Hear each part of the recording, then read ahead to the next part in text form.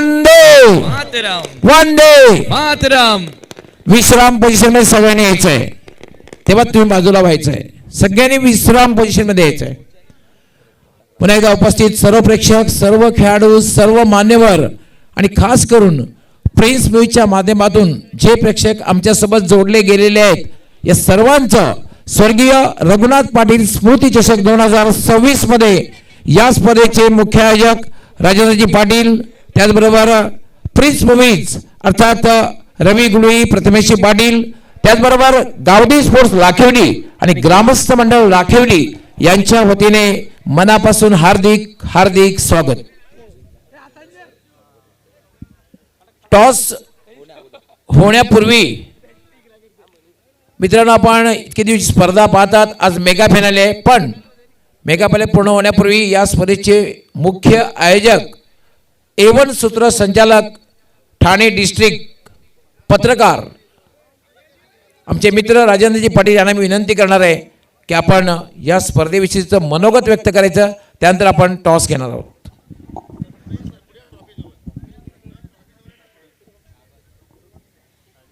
Gavdevi sports Lakhivali व prince movies आयोजित स्वर्गीय रघुनाथ पाटील स्मृती चषक 2026च्या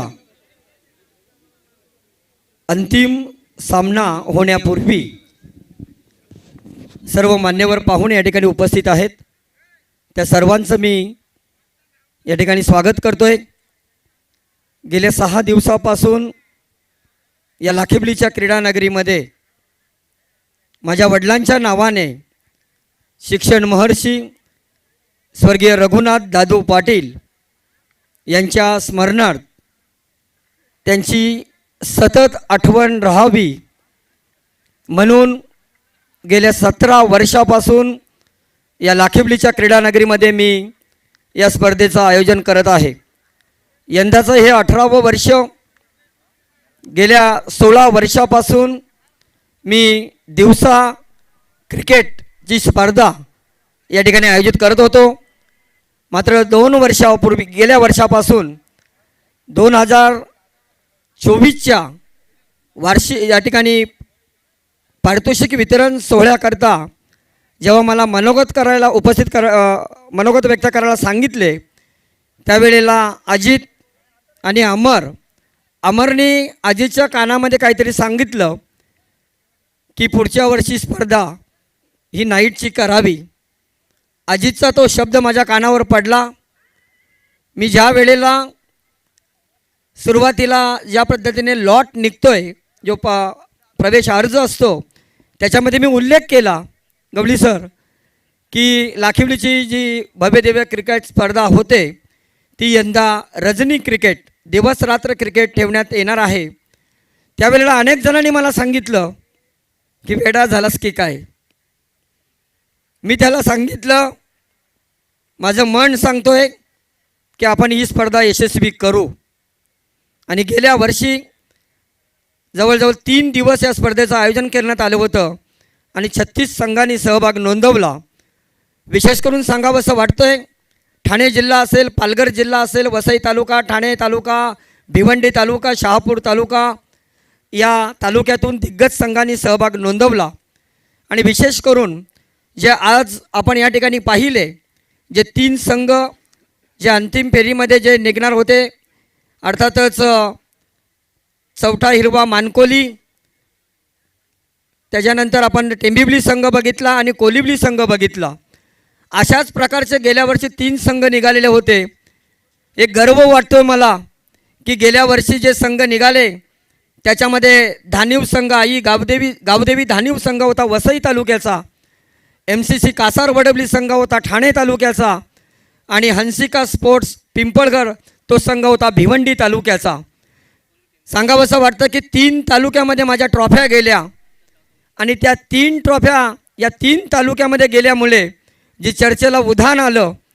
आणि यावर्षीसुद्धा आम्ही काही जणांचा फोन आला गेल्या वर्षी की तुम्ही 3 दिवस स्पर्धा भरवता परंतु आम्हाला खेळायला मिळालं नाही.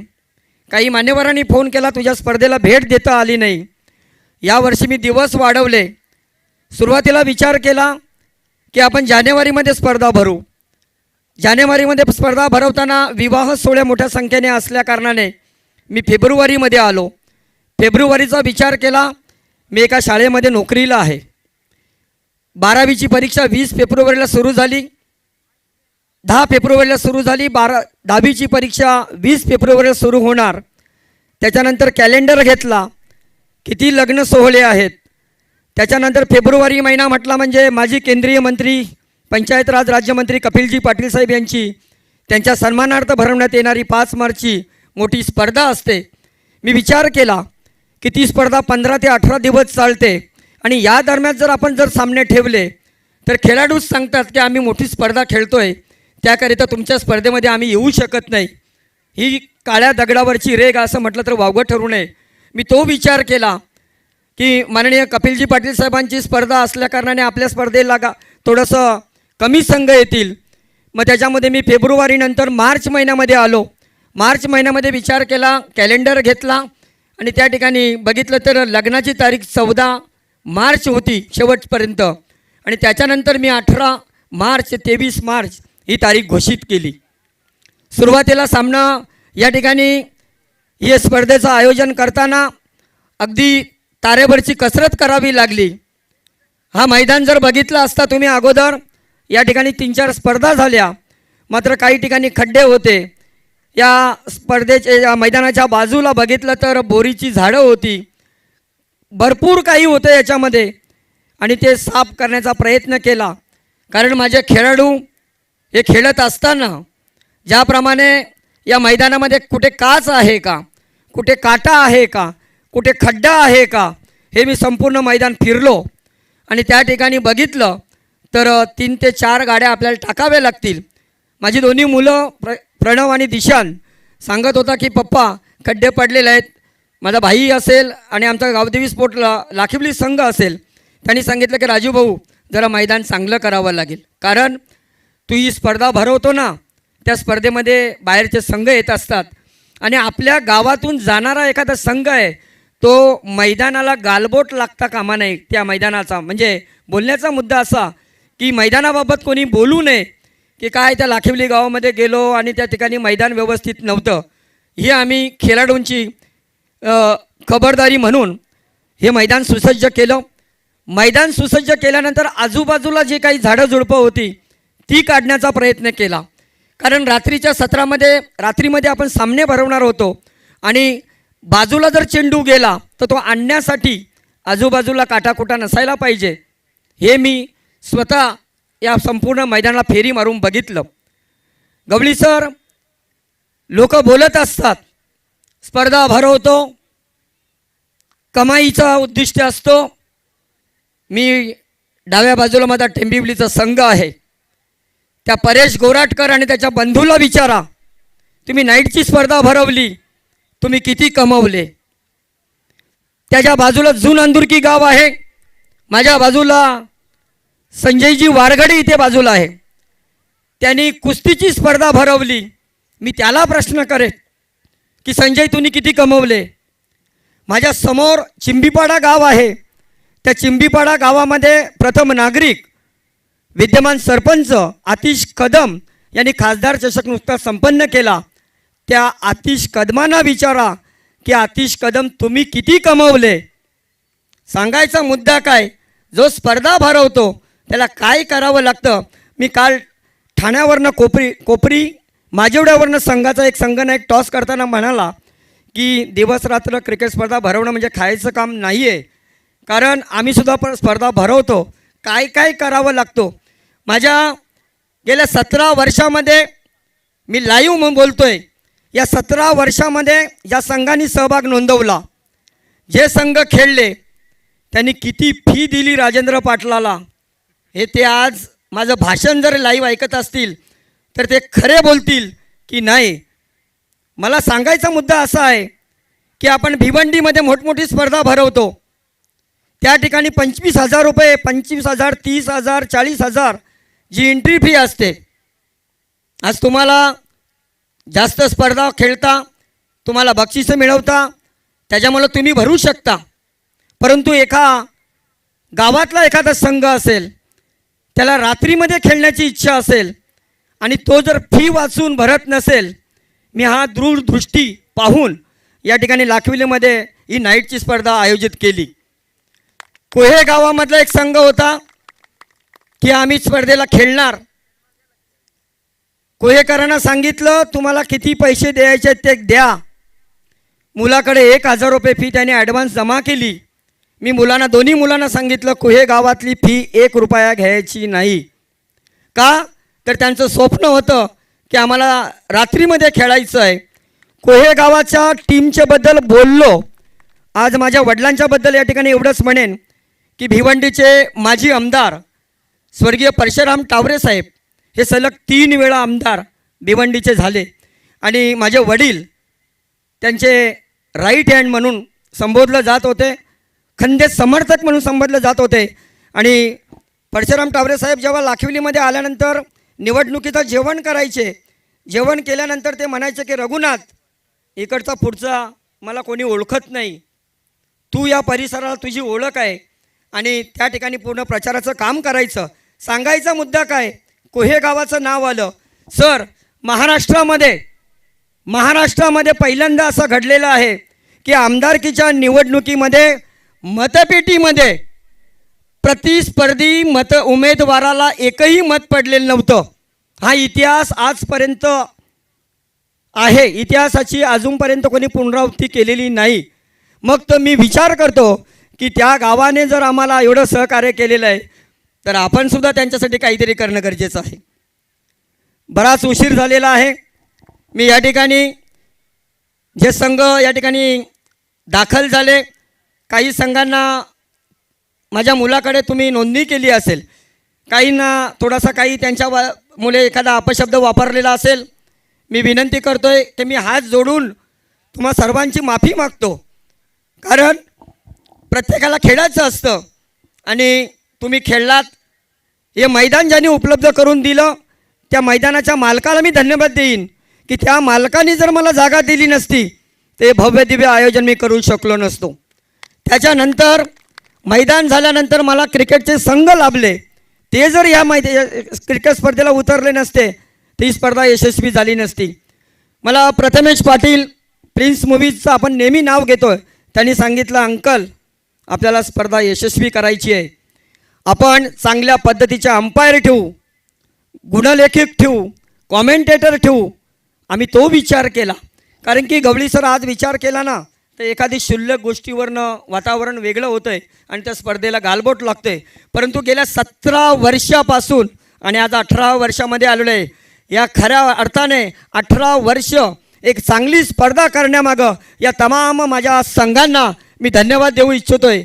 माझे ज्येष्ठ बंधू असतील त्यांनाही मी धन्यवाद देऊ इच्छितो. माझा गावदेवी स्पोर्ट असेल त्यालाही धन्यवाद देऊ शकतो. लाखिवली ग्रामस्थांना धन्यवाद देऊ इच्छितो. आणि तुमचं सहकार्य असेल ना, मी गेल्या वर्षी शब्द दिला होता आणि योगेशजी पाटील साहेब त्यांनी जाहीर केलं होतं की पुढच्या वर्षी 1 लाखाचं बक्षीस असेल. आम्ही 1 लाखाचं बक्षीस ठेवलं आणि त्याच्या पाठीमध्ये आम्ही बाईकसुद्धा या ठिकाणी देत आहोत. LED TV जे आपण गोलंदाज फलंदाज बघतो, कारण की स्पर्धा मोठी आहे.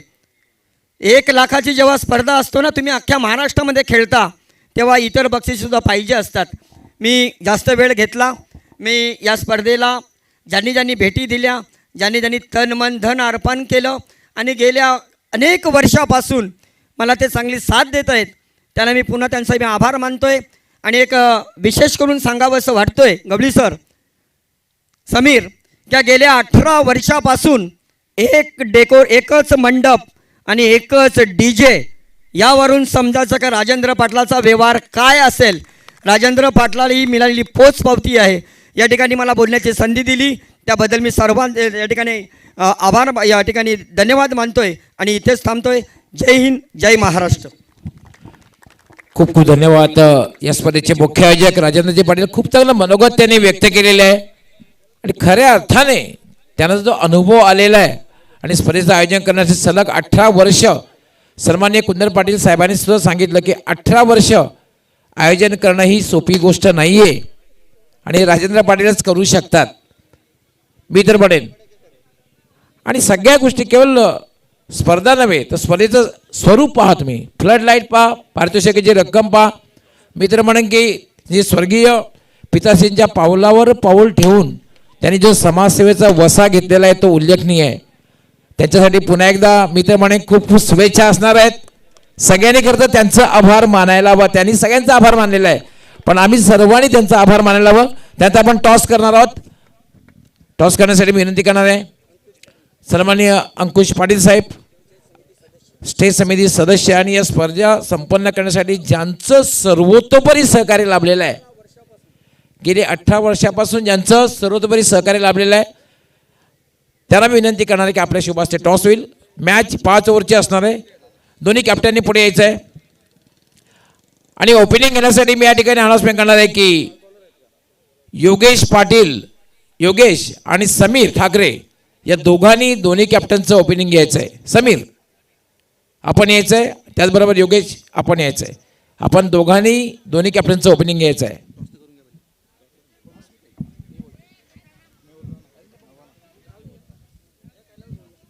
चला तर टॉस या ठिकाणी संपन्न होतोय. दोन्ही captain final toss. First of all दोन्ही कॅप्टनसाठी आणि दोन्ही संघांना खूप खूप शुभेच्छा पाहुण्यांच्या वतीने. तर फायनल टॉस होतोय सर्वच पाहुण्यांच्या शुभाशय. एका बाजूला स्वर्गीय रघुनाथ पाटील स्मृती चषक आणि दुसऱ्या बाजूला king of live telecast prince movies. चला कॉलिंग कोण करतोय? चला मानकोलीकरांना मान देऊया, पाहुण्यांना मान. Prince movies is the call. But आलेला आहे स्वर्गीय रघुनाथ पाटील स्मृती चषक. टेंभोर्णी संघाने टॉस जिंकला. हा शेवटचा टॉस टॉस विनिंग कॅप्टनला आपण अंकुश साहेब सुपूर्द करायचा आहे. परेश घोराटकर यांनी हा टॉस जिंकलेला आहे आणि त्याच्याही स्मरणात राहील की आपण फायनलचा टॉस जिंकलेला आहे. Paresh, first of all congratulations, नाणेफेकी जिंकलेले आहे. काय निर्णय? क्षेत्ररक्षण करू आम्ही. कसं वाटलं एकंदरीत मागच्या 18 वर्षांपासून ही स्पर्धा मला वाटतं टेंभोर्णी खेळतच आला असेल. तुमचे काही सिनियर खेळले असतील, त्यानंतर तुम्ही खेळला असाल. 2 वेळा टेंभोर्णीकरांनी स्पर्धाही जिंकलेली आहे. आज एकंदरीत या 18व्या पर्वामध्ये खेळत असताना किती एन्जॉय केला आणि तुम्हाला कसं वाटलं एकूण? नक्कीच सर, की आम्ही आमचे सिनियर जेव्हा खेळायचे तेव्हा आम्ही त्यांच्यासोबत यायचो मॅच बघायला. आज आम्ही फायनलची मॅच खेळतोय तर खूप आनंद होतोय आणि प्राऊड फील पण होतोय की या विभागामध्ये नाईट स्पर्धा होत नाहीत. बहुतेक तरी मला असं वाटतं की या विभागामध्ये होतच नाहीत. लाखिवली गावचा राजेंद्र दादा आहे, त्यांनी प्रथमच गेल्या वर्षी म्हणजे हे टुर्नामेंट आयोजित केलं आणि सक्सेसफुल पण करून दाखवली. कोणी पण असेल स्पर्धा पार पाडतात, पण बोलणारे भरपूर येऊन जातात की स्पर्धा म्हणजे नावं देऊन जातात का स्पर्धेचा कालगोट काय, किंवा जो करणारा आहे तो करूनच जातो. पण मला असं बोलायचं आहे का तुम्ही कुठल्या तरी स्पर्धेला कालगोट लावत असाल तर तुम्ही 10,000ची स्पर्धा करा फक्त आणि त्यामागची मेहनत काय आहे ती बघा. क्या बात आहे. चला तर शुभेच्छा असतील तुम्हाला. जाऊया आपण मानकोलीच्या कॅप्टनकडे. बॉलिंग करण्याचा निर्णय घेतलाय टेंभोर्णी संघानं. माझ्या सोबतीला मानकुलीचे कॅप्टन आहेत. तुमच्या वाट्याला बॅटिंग केलेले आहे. तुमच्या मनासारखं झालं की तुमच्या मनाच्या विरोधात? मनाच्या विरुद्ध. मग तुम्हाला आता ते बी प्लॅन यूज करायचा आहे. 4 षटकाचा सामना असेल. किती धावसंख्येचा लक्ष तुम्ही या ठिकाणी 5 षटकाचा सामना आहे, किती षटकाचा लक्ष तुम्ही देण्याचा प्रयत्न करणार? जास्तीत जास्त धावा काढण्याचा प्रयत्न करू. पहा, मानकुली संघ पाहिलं तर टेनिस बॉल क्रिकेटचा एक मोठा संघ आहे. अनेक तुम्ही मोठमोठ्या स्पर्धा खेळत असता, परंतु थोडक्यात त्या स्पर्धेबद्दल आपण काय प्रकृती व्यक्त करू शकता? आयोजन खूप सुंदर खेळायला मजा येते. तुम्ही या 18व्या पर्वामधून यापूर्वी कधी या स्पर्धेमध्ये खेळलेलात की या प्रथमताच वर्ष तुमचं आहे या स्पर्धेमध्ये? माझं पहिलं वर्ष आहे टुर्नामेंट खेळण्याचं. ज्याप्रमाणे या स्पर्धेमध्ये पंचांची कामगिरी राहिली, ज्याप्रमाणे या स्पर्धेमध्ये समालोचकांची कामगिरी राहिली, ज्याप्रमाणे या स्पर्धेमध्ये आयोजकांची कामगिरी राहिली, त्याच्याबद्दल शब्द? चला थोडीशी लास्ट आहेत, हरकत नाही आहे, परंतु फायनल या ठिकाणी टॉस आपण इथे संपन्न केला. त्याला दोन्ही कॅप्टन्स फायनल ट्रॉफी आपण उचलायची आहे. एक फोटोशूट इथे केला जाणार आहे आणि नेहमीचा फोटो सर्वांच्या स्मरणात राहणार आहे, त्यात काही शंका नाहीये. हे दोन्ही संघाचे संघनायक वा जरूर जरूर. आणि फायनल क्लोजिंग सेरेमनी आपण पाहतोय आणि दोन्ही टीमला आपण देऊया एकदा भरपूर शुभेच्छा आणि दोन्ही संघांसाठी वाजूया जोरदार टाळ्या. तर क्लोजिंग सेरेमनी ते एक्झॅक्ट फायनल सेरेमनीला आपण फायनल मॅचला सुरुवात करणार आहोत. तर मित्रांनो, तुम्ही आतापर्यंत खूप चांगला प्रेम देत आलेलात. यापुढे या फायनल मॅचला देखील तुम्ही चांगला प्रेम द्या. हे 18 वर्ष काय, येणारी 50 वर्ष ही स्पर्धा अविरतपणे आपण सुरू ठेवू, हा शब्द आजच राजेंद्र पाटील साहेबांच्या वतीने मी तुम्हाला देतोय आणि जरूर तुमचं मी मनापासून खूप आभार व्यक्त करतोय. स्टे ट्यून विथच, कुठेही जाऊ नका, पाहत राहा, ऐकत राहा. स्वर्गीय रघुनाथ पाटील चषक 2026चा महामुकाबला, अंतिम सामना आणि ही A1 जोडी माझ्यासोबत कैलाजी शेलार, संजयजी वारकडे यांचं देखील खूप मोलाचं योगदान. जबरदस्त या स्पर्धेचं आपण आयोजन पाहिलं आणि खऱ्या अर्थानं आपण शेवटच्या टप्प्यामध्ये आता पोहोचलो आहोत आणि फायनल मॅच थोड्याच वेळामध्ये तुमच्या भेटीस येणार आहे. टॉस जिंकला या ठिकाणी प्रिन्स मूवी मितान शिलेबन जय हनुमान टेंबुली संघानं आणि प्रथमतः गोलंदाजी करण्याचा निर्णय स्वीकारलाय. 5 षटकांचा सामना आणि थोड्याच वेळामध्ये तो सामना आपण तुमच्या भेटीस घेऊन येणार आहोत. तत्पुरते आपण जाऊया, काही सन्मान असतील ते सन्मान इथे मात्र आपण संपन्न करू आणि तदनंतर आपण फायनल्स आपल्याला सुरुवात करू.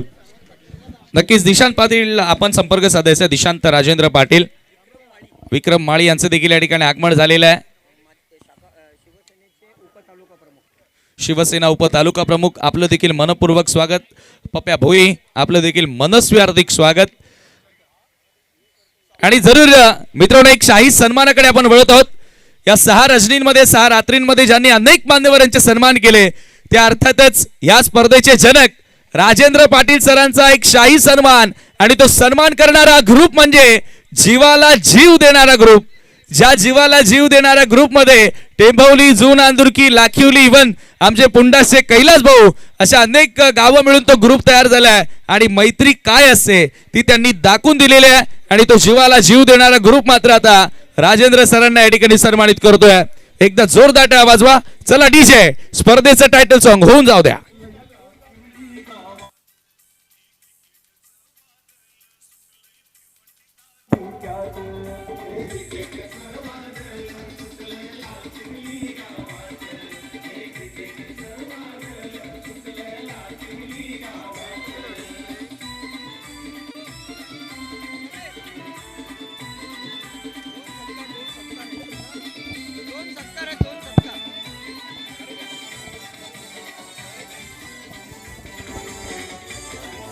Thank you DJ. काही सन्मान आहेत ते सन्मान इथे मात्र संपन्न करूया.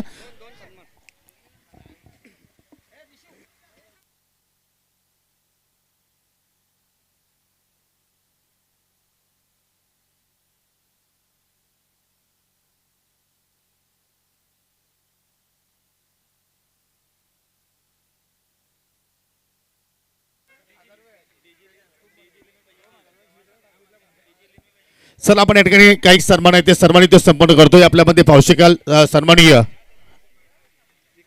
विक्रमजी माळी, शिवसेनेचे उपतालुका प्रमुख, त्यांना आपण या स्पर्धेच्या माध्यमातून सन्मानित करतोय. चला कॅमेरामॅन आपण फोकस करू.